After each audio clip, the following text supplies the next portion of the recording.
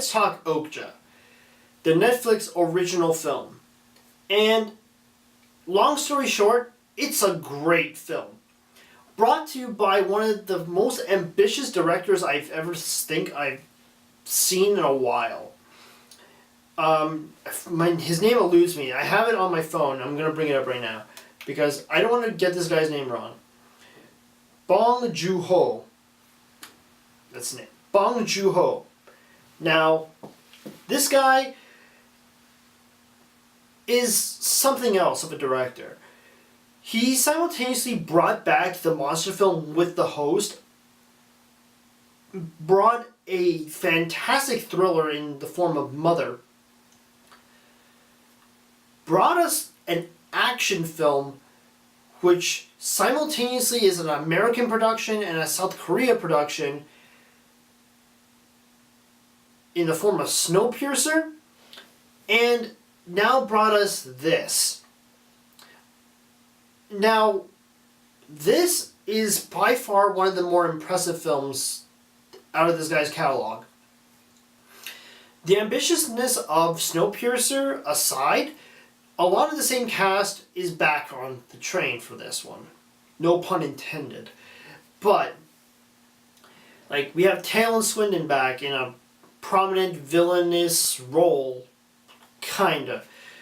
The thing about this film is that it goes for a very activist message, and one that I don't necessarily agree with, although a lot of the points hit close to home. I mean, I'm going to say this, I'm coming this out right now, saying I am a precarious meat eater, and although this film definitely wants to say that do not eat meat, or this is how animals are treated and whatnot in the processed food market. It's all business in that end. Yeah, it is, but they taste good. And unfortunately, that's the kind of the linchpin for the villains of the film. Objectively, in the film, there are no real bad guys. Maybe one guy, and that's maybe Jake Gyllenhaal's character because he's a complete asshole. But there's several things about this film that I personally enjoyed. I like this, the 3-act structure. And what I mean by that, I mean every act is different. The first act goes through the motions of introducing us to Okja and this farm girl, and really sells a relationship on that front. And honestly, it does the film wonders, because you get to see how far and how close these two are to one another, that they consider each other family, going as far as actually that Okja is willing to save this farm girl's life in a very thrilling sequence at the very beginning of the film. Now, towards the second act, when Okja is kind of sold off as per the plot, there's several things that's going on. There's several things at play. The Miranda Corps, the place that super artificially created Okja, and the ALF that are trying to liberate Okja, all trying to tie into this little girl trying to reunite with her super pig. And honestly, it's pretty fantastic stuff. It's a balancing act that I feel that they tread very fine line, but that's just how I think the film would have been anyway. It could have been very ham-fisted and say, activism is correct, you don't eat meat, don't do this, or it's very bad, nah. It doesn't really go that way. Instead, it plays on the relationship between the girl, the little farm girl, and Okja. And the whole entire film is based around that relationship, and how that relationship is being manipulated by higher powers to further their own agendas. Meanwhile, this girl with her very humble agenda, and very simple one at that, is being manipulated into essentially becoming a marketing ploy for the ALF, Miranda Corps, and essentially trying to improve the public perception of whatever they're trying to push. Now, the entire film, the film has some pacing problems, I will admit. There are some sequences throughout the film that just feel kind of out of place and just go on too long. But I feel that kind of goes on for the beginning of the film, where it kind of meanders a little bit because it has to set up the relationship between the farm girl and Okja. And without that, there's no real pathos when you see Okja going to a slaughterhouse or seeing Okja being transported and hearing the cries of this fictional animal, and its cries are very resonant of that an actual pig, but something else entirely. It's being a pure fantasy, but at the same time, there's a lot of real life parallels that it draws from that make the message of the film ever more poignant.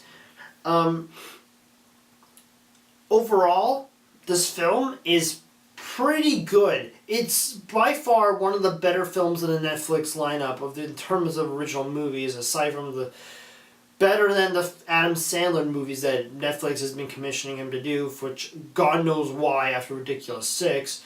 And I don't understand why anyone would let the guy produce movies that are just above like a lower standard of quality.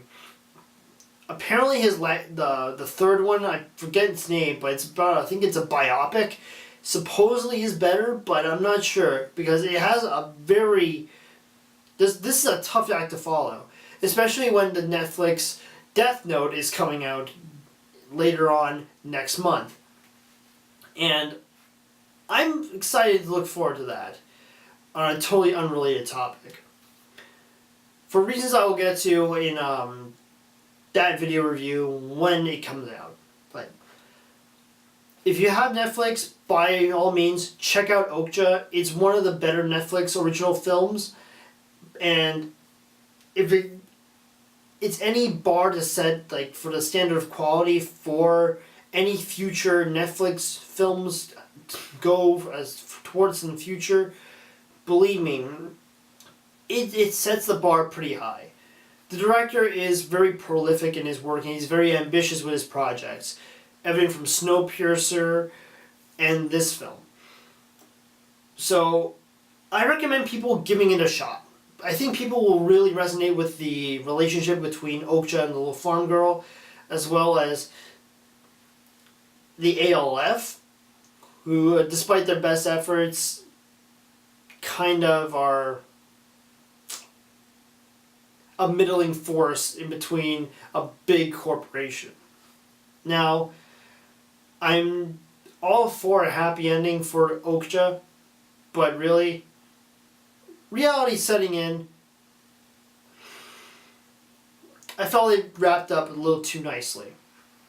There was an element in there that I felt that if you really wanted to go for that gut punch towards the end, and believe me, there's a very disturbing sequence at the end of the film where Okja is in a slaughterhouse and is essentially raped and tortured. I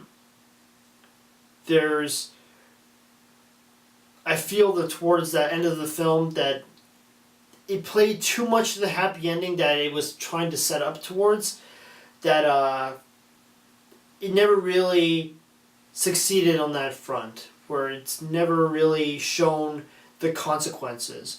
And as much as I'm making that seem like a negative, honestly it's kind of part of that balancing act I was saying, with those three acts being either the relationship, the ALF, the downright horror film aspect of the third act. It all comes into service of the plot, and it plays to the heart a lot. If you like animal films and you sympathize with the animals, especially with something like Okja, you'll like this film personally, I think it's a very ambitious project. It's something to really look forward to, especially if Netflix ever decides to make more original films in the future in the same vein as Okja, or something along that standard of quality.